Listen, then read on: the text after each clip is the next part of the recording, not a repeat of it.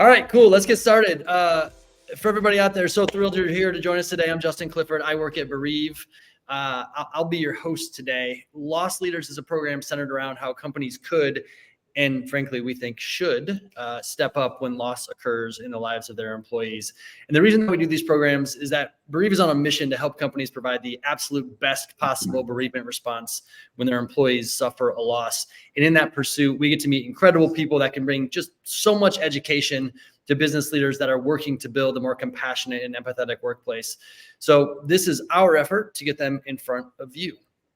As you'll notice, the chat is open. We'll monitor for questions. Feel free to throw questions. I'll be taking a look. We've got Eli and Keegan over here as producers today. That'll help us out and do that as well.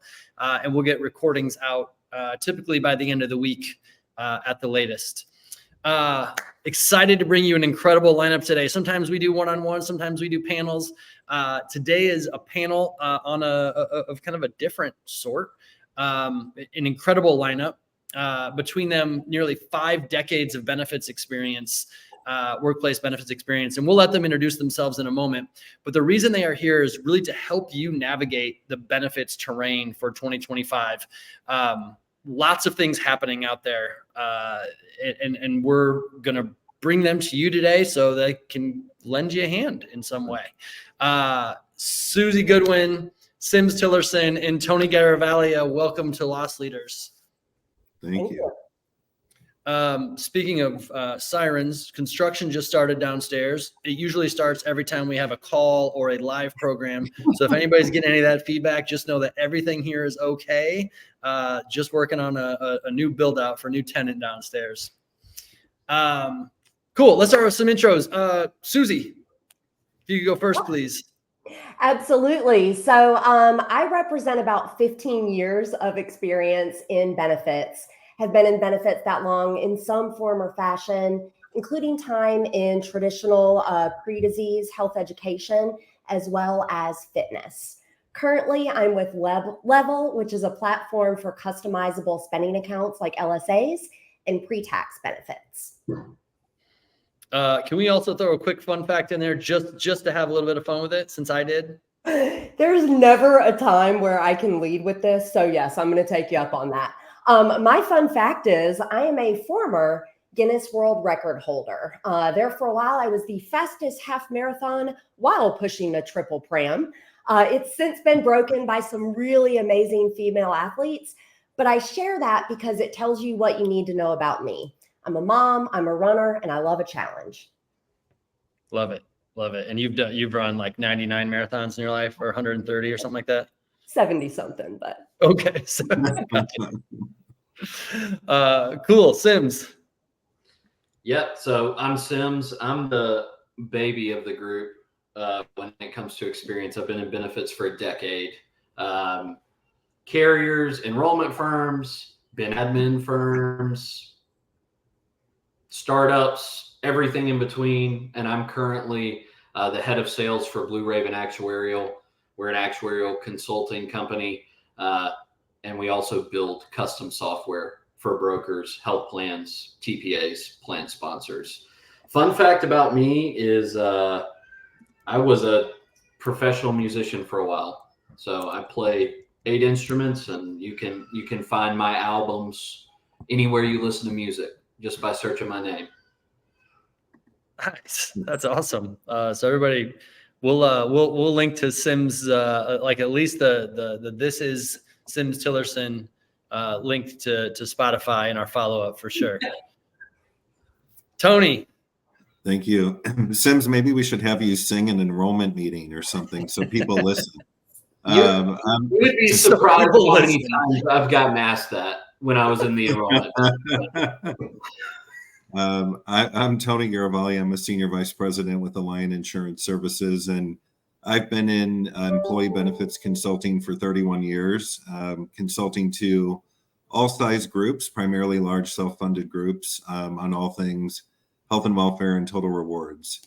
And a fun fact, I started my career early as an actuarial analyst, and a lot of people can never believe that because they tell me that I'm too much fun, but I know a ton of actuaries that are fun. And so that's somewhat business related. And also, I took second in the state of Missouri in high school in a singing competition. Well, maybe you should be singing. But I was going to say, Sims, but no longer can I sing. I cannot hold a tune to save my life. So That's awesome. Thank you all for sharing. And those fun facts were fun. I learned something about each of you today. That's great. So let's go right at it. I'm really interested in talking about some of the top trends that you are seeing from the past year or two, right? A lot has changed, especially because of the way we work, COVID. Life has changed dramatically from 2019. And I feel like there have been topics or benefits, trends in how employers are acting or reacting that might still be kind of on that upswing. Tony, I'd love to start with you. Is there anything that you're noticing that is carrying over and still has a little bit of momentum behind it? Yeah, post-pandemic or throughout the pandemic, there was a big focus on well-being, and there are many different components of the well-being pillars, but a very big focus on the mental component of well-being. And people were really struggling mentally, and then post-pandemic, that's continued.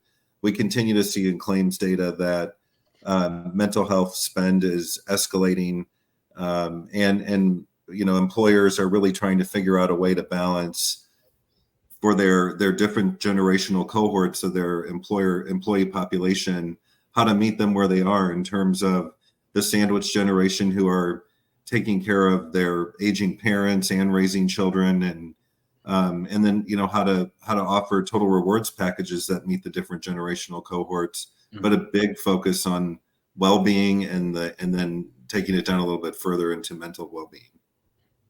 Wow, and that's super interesting, consistent with a lot of things that we hear in terms of the meeting the generational differences and the desires, the different desires in those generations, desires of what work looks like, what benefits should look like. Susie, I'm curious, anything along those lines or different that you've experienced that are kind of carryovers from the past couple of years? I appreciate that Tony brings up well-being, and so I'll park in kind of a different pillar or subset of it, and that's the physical well-being. It's totally continuing to be redefined. And what I mean by that, like even vendors that specialize in gym networks, they have recognized, we need home or on-demand resources.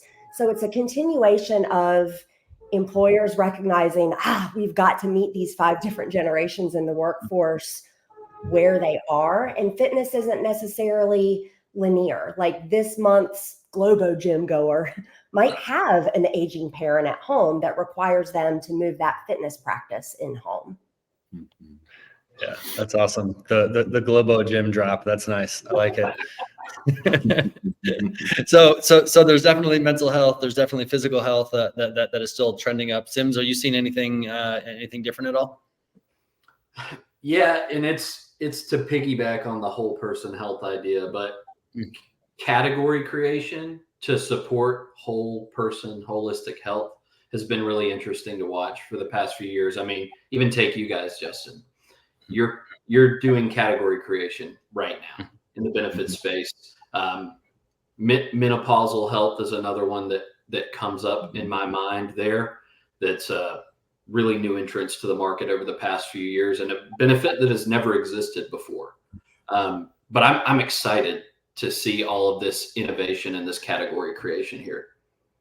Yeah, love it. So thinking about 2025, and kind of I'll use that as kind of the launching pad here, Sims, that response for menopausal healthcare. You haven't seen that before. Is there anything else in 2025 that you haven't seen before that is starting to get a little bit of momentum behind it in the category creation? You mentioned what Bereave does. You mentioned menopausal health. Anything else that is kind of starting to show up a little bit?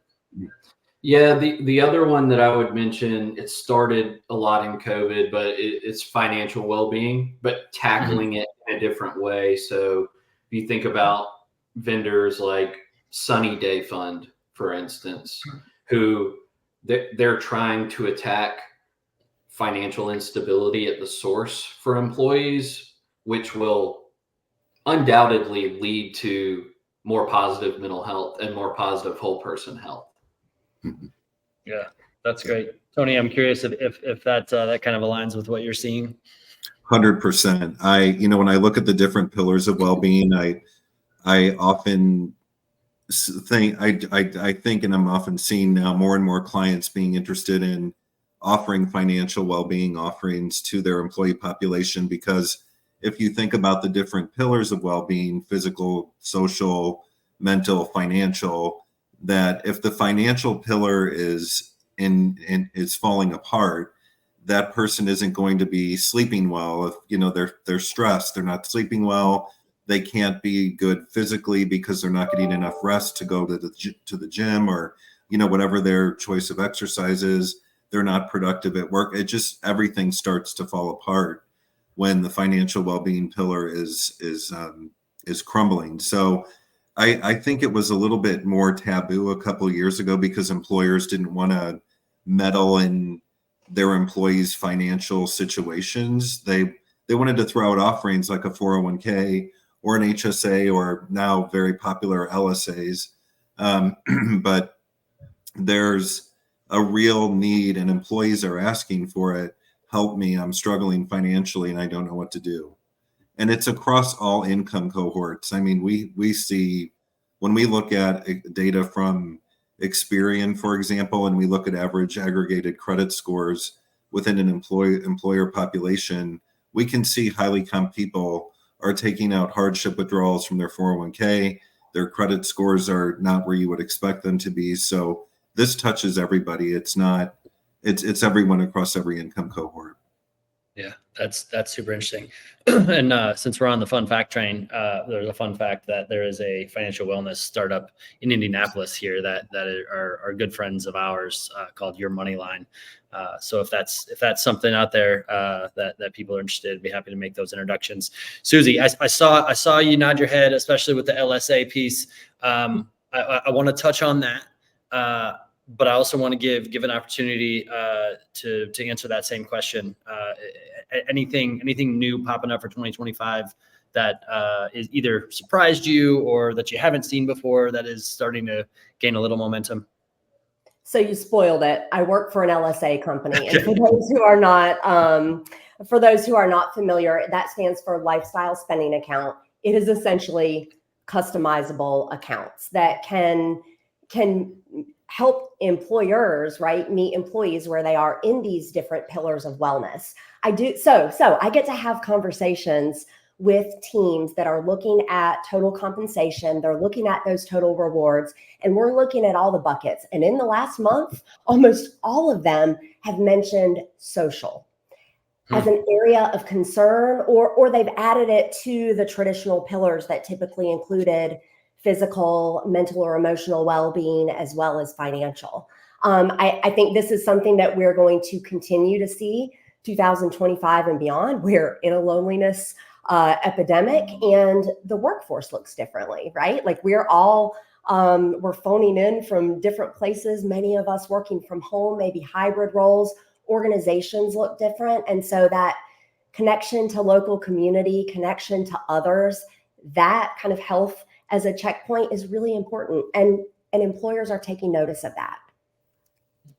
Yeah, that's great. I'm sorry, I'm taking a few notes. If you hear me type, and I have a tendency to hit my keyboard pretty hard. Keegan has informed me of that. So I'm taking a few notes because I want to be able to come back to a couple of these things. Susie, I think you and I spoke about a year ago. We went on a little walk and talk, just on the phone, not in person, but went on a little walk and talk, and you talked about some of the ways that people have used LSAs, and this was a relatively new concept for me. Are there any sort of additional trending uses for an LSA that either companies are bringing up outside of like the social component that companies are bringing up specifically, or you're hearing from maybe employees kind of on the front lines asking for about different ways? Are there any trends there that you're seeing? So I'll take specific to social. We're seeing more employers opt for connect accounts among colleagues, but I don't want to look, a LSA is not going to solve everybody's social well-being problem. So Sure. as we're talking about things that I know Tony and Sims can speak to as well, this is where those flexible time off policies come in. This is where shifting, if you've got most employers have a physical well-being or a fitness policy rolling. Reward in-person activity. If there's a point value, could that be higher? Justin, you mentioned we did a walk and talk. That can be done if someone is on site in a traditional office setting as well. So that's kind of a leader down kind of thing.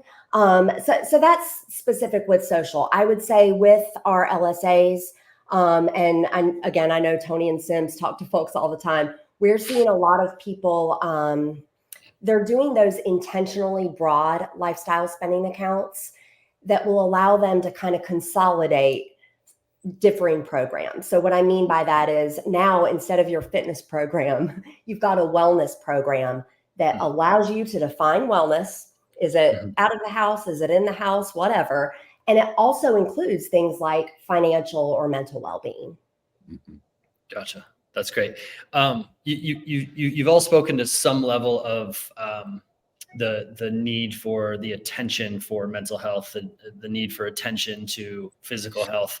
But I'm curious, when companies are making these decisions, why, what is in it for the company in your mind? This might be an obvious question, but I don't know that many people actually take a step back and say hey, why exactly are we offering this benefit versus just trying to keep up with the Joneses in many cases? In your eyes, what's the answer to the why they're focused here, Tony? Well, I mean, it has a direct link to the bottom line. I mean, to the business. And if you have happy, healthy employees, it's going to be a direct link to the financial performance of the organization. So the investment in their greatest asset, which is their people, to keep them well and within all pillars, is going to impact their business success. So it's really a requirement to drive the business. Yeah, I love that. I'm curious, Sims. Do you see? I mean, how do you see businesses typically make that connection? Right? How do you track it? Where does it show up in the spreadsheet? I would say that most businesses haven't made that connection. They're beginning to. A lot of wellness programs have not been designed for true behavior change. They've been designed for optimized toward what Susie was talking about, which is points accumulation, which if managed correctly can be a good thing. But I think the places that you start to look for success with these well-being programs are looking at these wellness programs as preventative programs. So seeing how they impact high-cost claimants down the line. And then the other is kind of a nod to what Tony mentioned, that your recruitment and retention activity and metrics will naturally follow kind of a good benefits program. Because for me, at my current employer, I make fine money, great money. Nick, if you're watching, thank you so much for paying. But what's more important to me is the lifestyle that I'm afforded by my employer, the flexibility, some of the investments in my wellness. We have a 4-day work week, for instance, which is really helpful for my mental health. So the proof is in the pudding for me, because I see it happen to myself, just as I see it happen to organizations. Yeah. Think about, and this is going to be tough to do, because I'm going to ask you to go back a little bit, and we won't go past further than a decade, because Sims is the experienced youngster here. But let's go back 2018, 2019. Is there anything that surprises you, that just kind of, the 2018, 2019 knowing what benefits are doing now, is there anything that you would have said, absolutely not, no way is that ever on the radar, that is now very much on the radar? Susie, I'll start with you on that. So I have to position this with, I'm going back farther than 2019, but in 2007, I was selling corporate gym memberships for a big box gym network in the DC area. And I remember so many people saying to me, lady, like employers are never going to offer gym memberships as a benefit. You are off your rocker. And I remember thinking, it would be really great if employers understood prevention as a key to improving population health, right? And then it's all the good money stuff that Tony talked about falling into line. And Sims talked a lot about like behavior change through these programs. I think we have to pause, whether we're pausing at 2007 or 2019, and say, whoa, Nelly, it is a total 180. All of the major medical plans now include pre-disease components. Wellness challenges, we agree they're pretty commonplace, whether they should be point-derived or not. That's probably a whole separate conversation. But I mean, most employers offer something in the way of physical well-being and are expanding it to include that whole person health. So I guess this is the cheerleader in me, but I do want to say, like, yeah, like let's stop and think 5 years, 10 years back. We have come a long way. And the 5 generations that are in the workforce, those younger folks, they're forcing us. If we want that talent, that retention, like Gen Z, hey, they're asking for balance. They're asking for customizable. It's awesome, and it's changing the workplace for everyone. Yeah, I'm glad you brought up Gen Z specifically. I was on a phone call a couple of months ago with a woman that ran HR for a smaller company, probably 100, 150 employees. And I asked her what's driving some of the change. And she had been in a similar seat, an HR leadership seat, for about 20 years. And I asked her, I said, hey, what's driving some of the change in the way you're thinking about some of these things? Because they appear to be pretty new. And she said specifically, she said, Gen Z, no doubt. She's like, they are so loud and so clear in what they want. And, you know, most people would see that as a negative, but she took that as a positive. She's like, we don't have to guess, right? We know. And that is a huge advantage to employers, I think. Tony, I'm gonna come over to you, and if you want to go back to 2007, that's fine. But anything that's like stood out as a real surprise to you at the way that benefits at least have evolved and what is showing up today, that back whatever year you want to, you would have said absolutely not. There's no way that shows up on our radar. Yeah, I'm actually going to piggyback on Susie's comments, because thinking back, there was talk about wellness and offering wellness, and it was actually back at that time probably more referred to as disease management, and which I've always hated that word, those words. I like well-being so much more, but when we started talking about it, back in the early 2000s, it was, or mid 2000s, that the early 2000s, sorry. Many CFOs or HR and benefits leaders would say, I cannot prove ROI to my CFO. And CFOs found it as, if you did develop an ROI, they would find it squishy, very hard to measure. Squishy is a technical term I use sometimes, but it was very hard to prove. And so I really thought the idea of wellness and preventive care and investing in people before they became a high-cost claimant really wouldn't take off, because it was hard to prove the return on the investment. And to see where we are today, I never could have imagined that holistic well-being, not just, there was a real focus on physical well-being for a long time, but now, as Sims mentioned, the holistic well-being on all these different pillars, I never would have imagined that amount of investment. And it also bleeds over into like time off too. When I look at different time off policies, have changed so much, and I really have been surprised by that as well, that there's a focus on paid parental leave. I mean, when I had children, it was, back to work the next day for me, because I, didn't give birth, and yes, back to work. And then when I was young, say like my mom passed away when I was young, and I received 3 paid days off for my mom's funeral. And, dealing with estate things and things like that, paid time off and the way it's evolved is also very surprising to me. I mean, if I look back to, my 35-year-old self, would I have ever seen this? It wouldn't have happened. Sure. No, great. Thanks for sharing. And I'll throw out something that's probably a little bit more Bereave related. I'm talking about the estate. The stat that's out there is that it takes, if you are the executor of an estate or a will, it takes 15 months on average to wrap up all of the things that need to get wrapped up. It takes an hour a day in those 15 months. And when you think about when banks are open and when credit card companies are open and when probate court is open and all of the things that you need to do, it's at the same time you're working. So whether you give people 3 days or give them more, they are going to be doing those things. So you might as well at least get credit for helping them do those things and help take it from 15 months down to 2 months, 3 months. And the opportunity to do that is out there. When you talk about productivity, you talk about retention, things like that. So I'm just dropping that to Tony to go off of your own experience.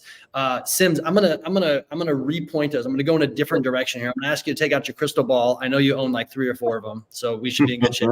Take out one of them. You collect crystal balls like you collect guitars. I know. Think about like the backside of the 2020s. 26 to 30, right? 2026 to 2030. Anything that you are looking at or thinking about that you think, hey, something might fit that people aren't thinking about right now. Something might show up or start to show up. Is there anything on your radar? So I won't give you a category, but I'll give you 2 trends that are starting to pop up again that I think are going to push us forward. And then I see old Wyatt getting us into the AI conversation, which I'm happy to delve into later as well. But the 2 big trends that I see that are going to be the driving force behind this are, 1, consolidation. So over the past few years, we shifted into a place where there are 1 billion point solutions, and budgets got overrun. There are not a lot of third-party validated ROI studies for a lot of these point solutions, so they're starting to be cut, and decision makers are starting to get back into a place where they want all of these point solutions, but they want them consolidated in a way that's easy to manage. So I think that's important from the CHRO, Director of Benefits, CFO side. And then on the employee side, LSAs are just getting more and more popular every day. ICHRA is getting more and more popular every day. And those 2 things tell me that this personalization narrative that we started talking about probably in 2018, 2019 around benefits has escalated and will continue to evolve. So I think you're going to see a shift to employees wanting much more control over how they can use their benefits and what the money that they get from their employer can be spent on.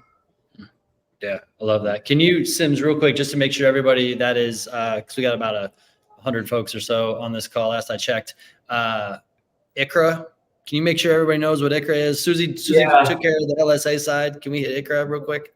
Absolutely. So y'all are probably familiar with traditional HRAs, which is a health reimbursement account. And ICHRA is one of those accounts for an individual. So think of it as, Justin, for your team, maybe you don't want to offer fully insured health coverage anymore. You're not a good candidate to be self-funded because Justin's a high-cost claimant. You can just look at him in his face and you can tell. So these ICHRA accounts allow you to set kind of a budget per employee and allow employees to shop on their own on the marketplace for the health insurance that they believe is the best fit for them. Gotcha. Thank you. Thank you for that definition, especially for people like me who have it written all over my face. Why I'm going to get to that question. I would like Susie to take out that crystal ball if Susie wants to, and anything different than what Sims has described that he's seen into the future on.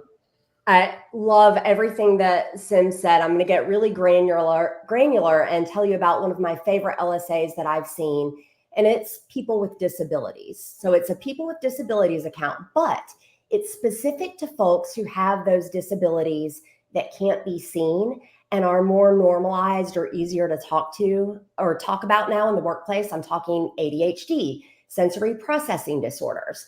So this account, like if I've got a neurodivergent brain, that's my superpower. This is an account that helps me with things like ear protection for noise or special, like softer lighting. And again, with Gen Z, changing the narrative and the conversation, I think that a lot more people are going to be diagnosed because they've got that great conversation going with their CPM or with their PCM. And then they're going to look for these types of things. This is where the recruiters get to say, yeah, of course we offer this to you. Yeah, that's awesome. And you all three of you mentioned earlier, talking really specifically about meeting employees where they are, talking about the holistic employee. I mean, I've been in the workforce since 2003, and I can't count the times how often I've heard, we want to meet you where you are, and we want to represent the whole employee. And in reality, it was like health, benefits, like traditional, and maybe some other things that, gym membership here and a dog adoption or a pet adoption thing here. And that was that. What I'm hearing, I want to hearing meet you where you are in 3 lanes only. Right. What I'm hearing from you is that those lanes are just broadening, not just broadening, but they're becoming so many more lanes with an understanding of what life really is about, and truly starting to meet people in their lanes. We all represent more than one lane, I'm sure. Wyatt, let's hit this real quick for this panel. And I'm going to start with you, Tony, just because you're on the top next to me. Do you see tech and more specifically AI continuing to move into the healthcare space? Yeah, I'll start it with that part.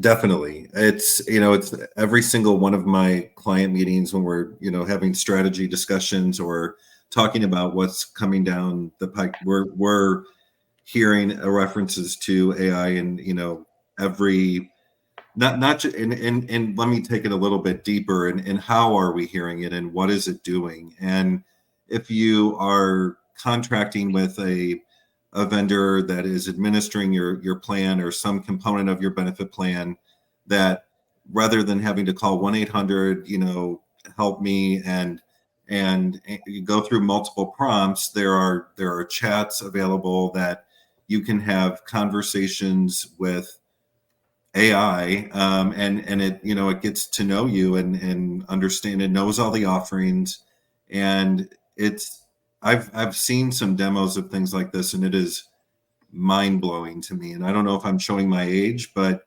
where it starts to it's like talking to a person, and they remember that I said 3 sentences ago, and this is not a true person I'm speaking to. I'm speaking to a AI chatbot or whatever you want to call it. I'm not a technical person at all from a computer standpoint, but they'll say, "Oh, Tony, I remember you saying your lower back was hurting.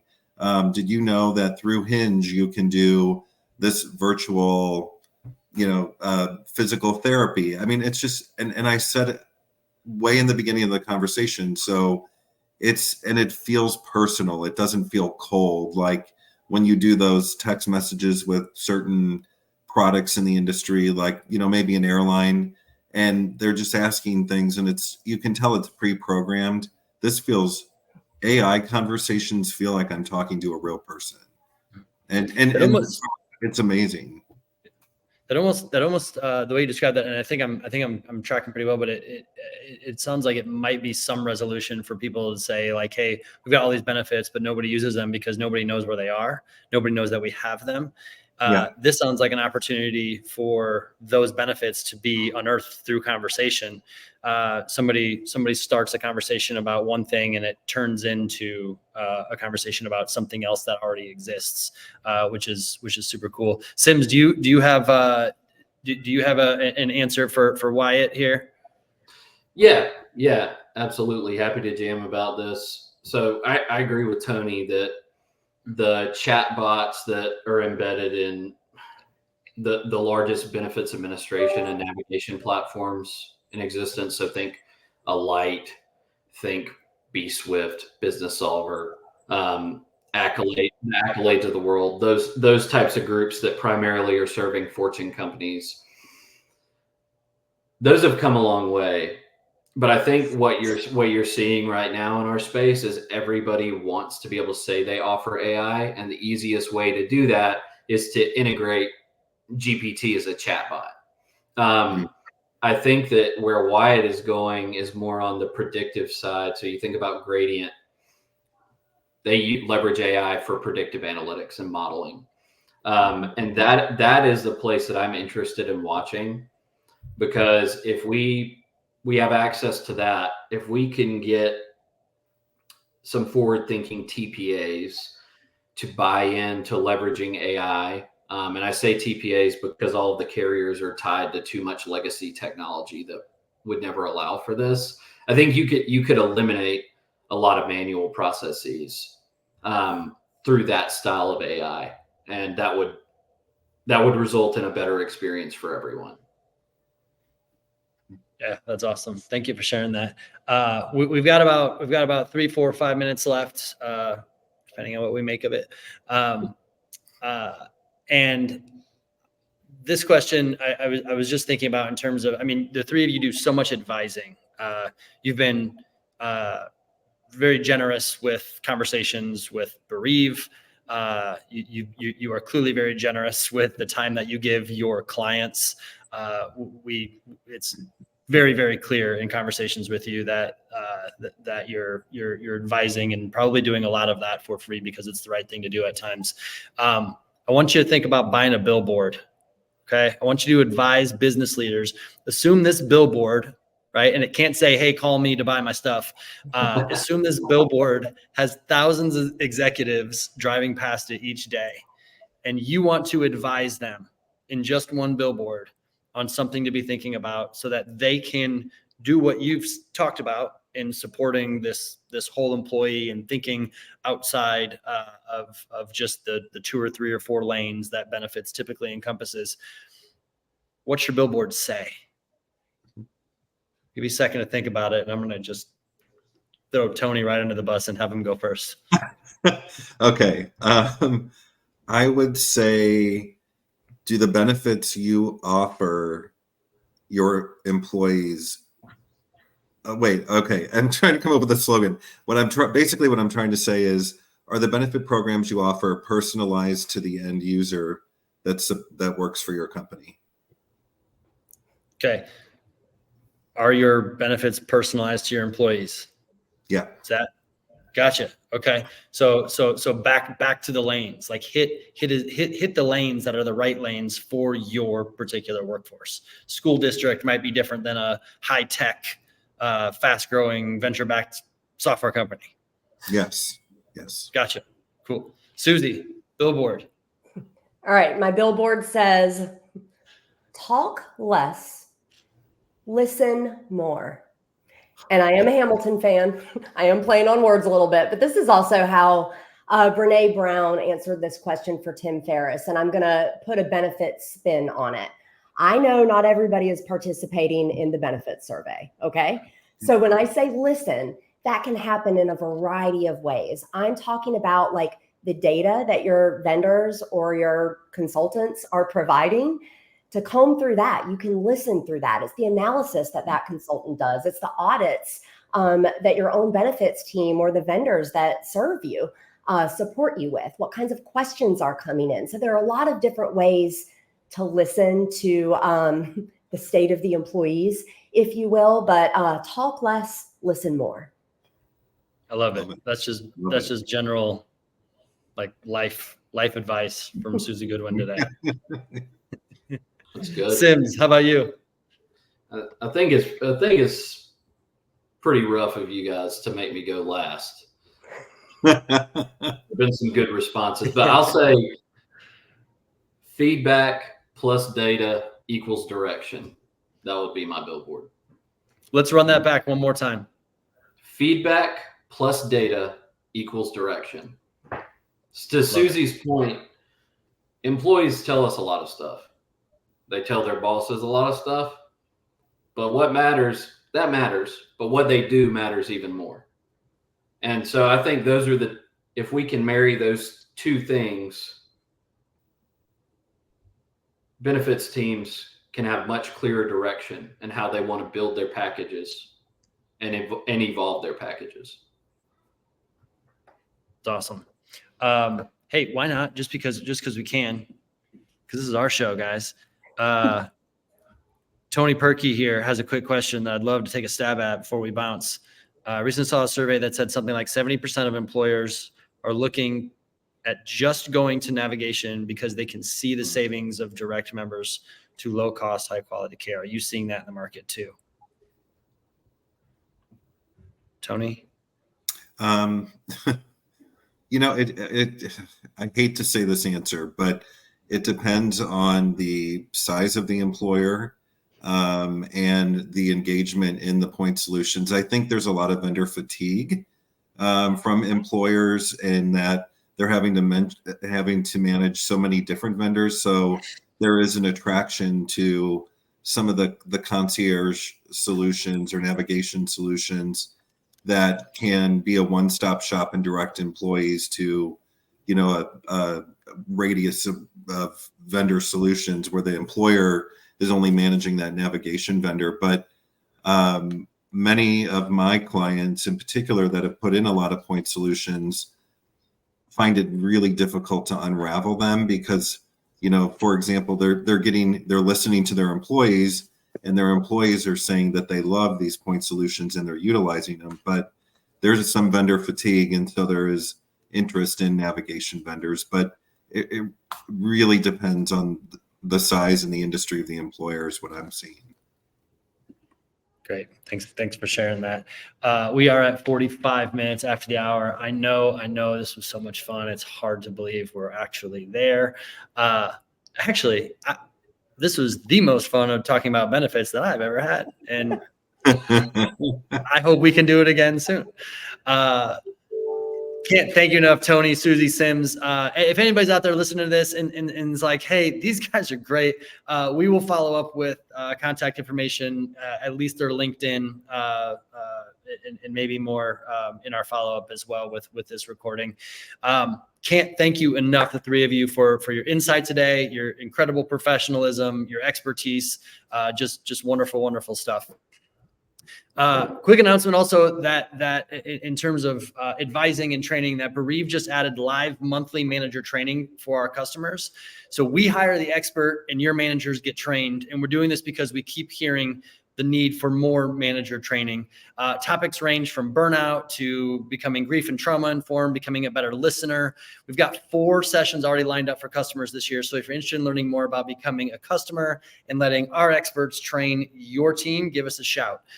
Coming up in 2 weeks, we welcome Tamara Fox. She's the head of consulting at Loeb Leadership and an expert in leadership development, organizational culture, who is joining us to talk specifically about supporting grieving teammates indefinitely. Not 3 days, not 3 weeks, not 3 months, indefinitely. So we're excited to see you there. Tony, Susie, Sims, thank you again so much. And until then, be well.